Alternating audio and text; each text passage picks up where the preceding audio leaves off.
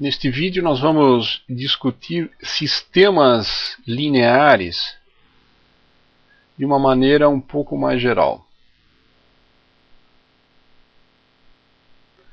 Bom, mas nós vamos usar alguns protótipos para sistemas lineares. Um dos mais conhecidos é o do sistema massa-mola-amortecedor.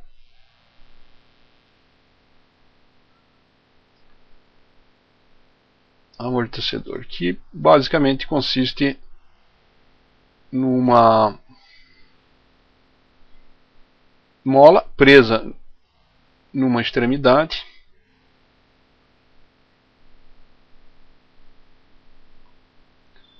e livre na outra extremidade nós temos um corpo de massa m que pode oscilar livremente. Normalmente atribui-se uma constante de elasticidade K a esta mola. Nós podemos supor também que a este sistema aqui nós adicionamos ainda um amortecedor, ou seja, vamos indicar dessa maneira aqui, como um pistão que, por exemplo, um pistão que se desloca no interior de um cilindro com óleo, e nós temos uma constante de dissipação associada a esse pistão dada por gama. Nós já vimos anteriormente que a mola exerce uma força sobre o corpo igual a menos K vezes X, onde esse X é o deslocamento relativo a um ponto que eu considero x igual a zero, que é o ponto de equilíbrio. Tá, então esse aqui é x. Se o x for positivo, considerando a direção positiva para a direita, e negativa para a esquerda, para x positivo, K é negativo, F é negativo, e para x negativo, F tem que ser positivo. Ou seja, a mola puxa quando ela é esticada e empurra quando está comprimida. Nós podemos ter ainda uma força externa atuando sobre o corpo, que normalmente depende do tempo. Certo? Com essas quantidades, com essas forças atuando sobre o corpo, nós podemos escrever a segunda lei de Newton, que me dá a posição do corpo em função do tempo, como a massa vezes a aceleração do corpo, que é igual à soma das forças que atuam sobre o corpo. Essa força de associada à viscosidade, ao amortecimento, nós já vimos antes também. Eu chamei de força de dissipação. Ela é menos gama vezes a velocidade. Ela se opõe ao movimento do corpo, e é proporcional à velocidade. Então, a minha segunda lei de Newton, aqui faltam dois, vai ficar assim: a força da mola mais a força de dissipação, e possivelmente, se eu tiver aqui uma força externa, eu devo adicionar também a força externa. E aqui eu tenho então uma equação diferencial de segunda ordem, com coeficientes constantes. Vamos escrever primeiro gama dx dt mais kx igual a f de t.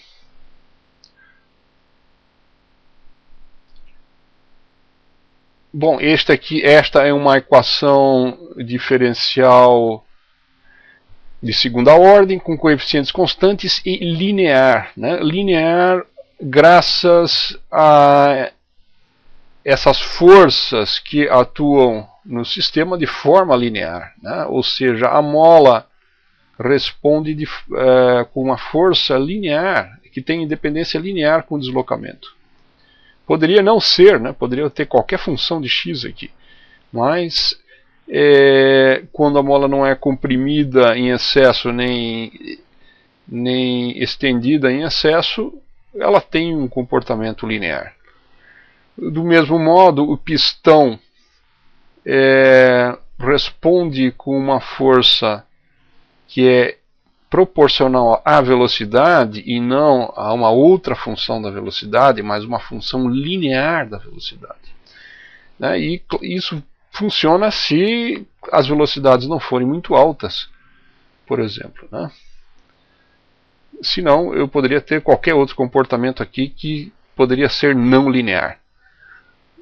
Mas, normalmente, sistemas práticos podem ser aproximados como sistemas lineares dentro de certas limitações. Né?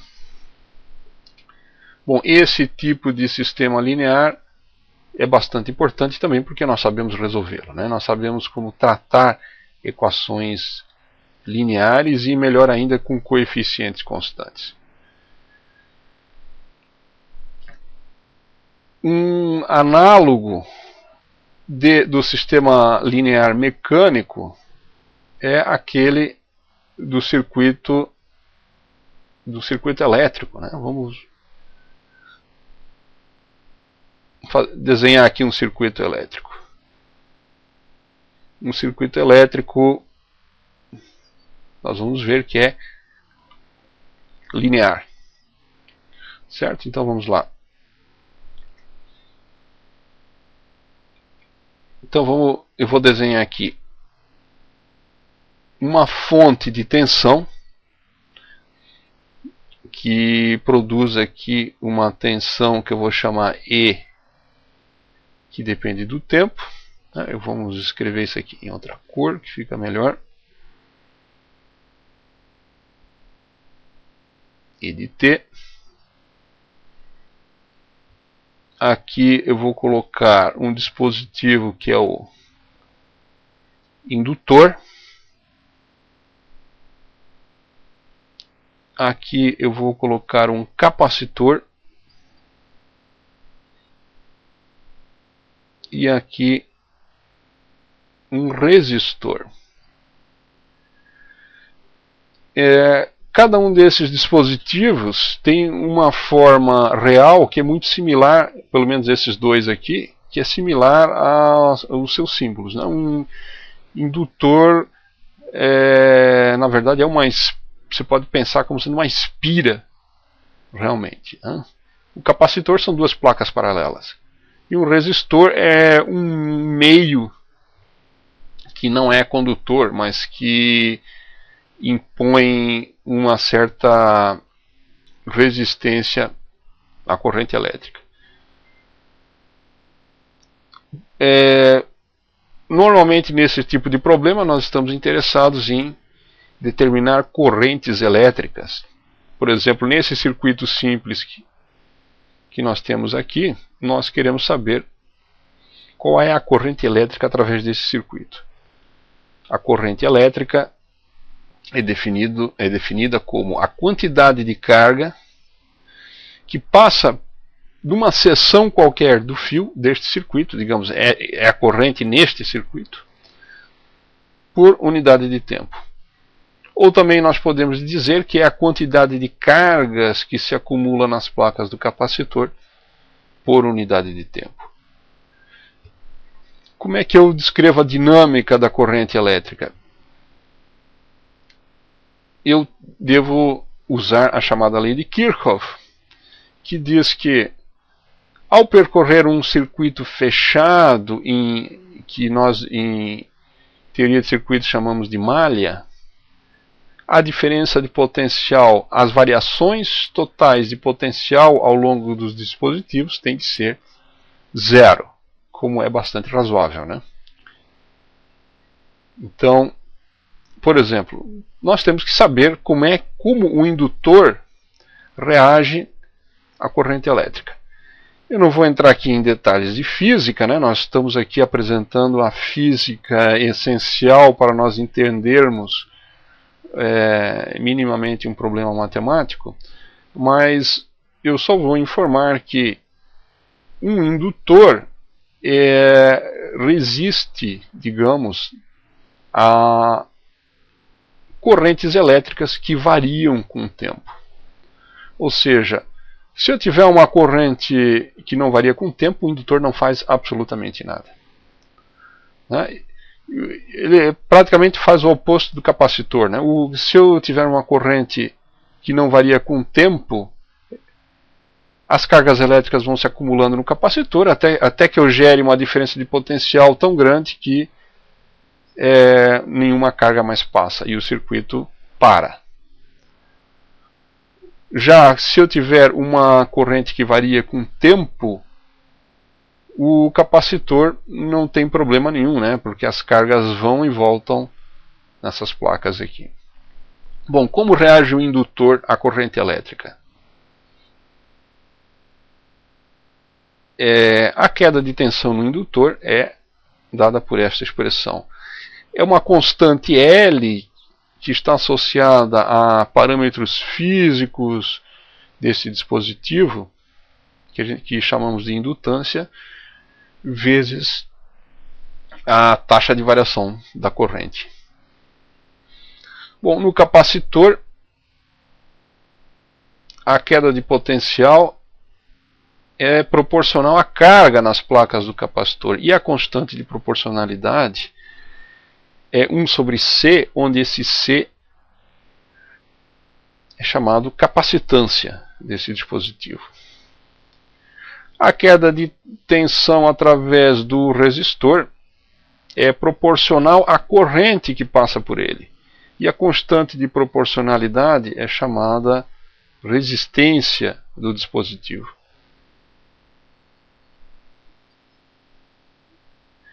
Bom, e isto deve ser igual, essa queda deve ser compensada por esta diferença de potencial que eu chamei E de T. Bom, como é que isso aqui, qual é a relação desta equação com a equação correspondente mecânica que eu tenho aqui? Eu vou mostrar que existe uma analogia bem forte entre elas. Bom, eu vou fazer o seguinte, vamos escrever uma equação que, em vez de dar a dinâmica da corrente, me dá a dinâmica da carga nas placas do capacitor. Para isso, eu vou diferenciar esta expressão mais uma vez. Então, eu vou ter o seguinte, L, diferenciar não, eu vou usar o fato de que eu vou diferenciar esta expressão aqui, né? DI dt é d2q dt2. Então eu tenho aqui L d2q dt2 mais dq dt, perdão, mais q. Não estou diferenciando esta equação, né? Essa equação permanece do jeito que está. Mais q sobre c mais r dq dt é igual a e dt. Bom, eu só vou colocar esta equação em ordem.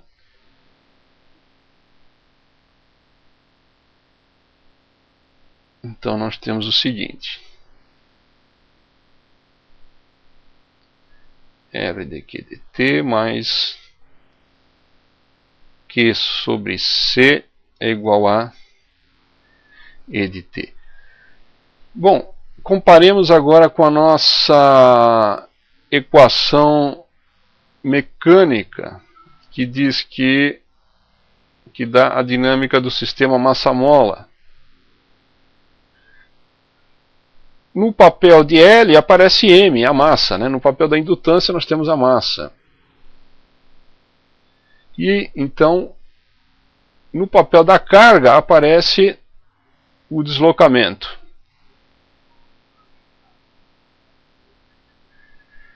O dissipador, que no circuito é a resistência, né? Afinal de contas, o circuito converte energia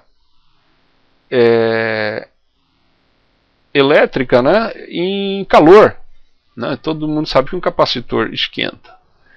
Então, é um dissipador. O dissipador mecânico é exatamente o amortecedor.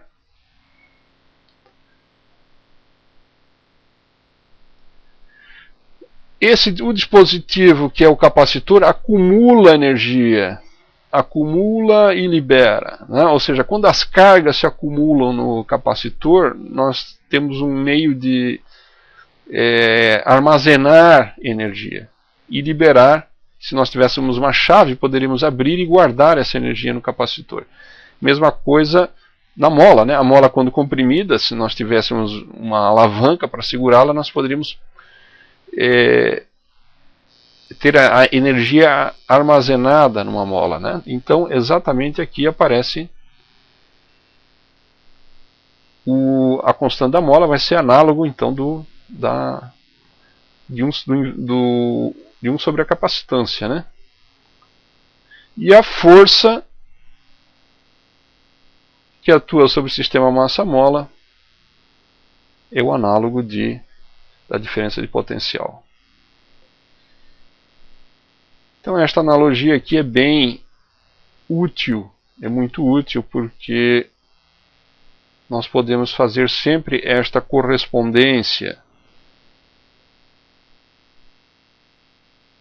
Ou seja, o L dá uma inércia do circuito, né? Entre aspas, a resistência é o lugar onde o sistema dissipa energia, no mesmo modo que no sistema mecânico a energia mecânica é dissipada, transformada em calor, né? Ambos os dispositivos transformam energia elétrica ou mecânica em calor.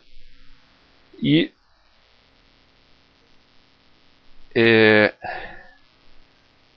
a capacitância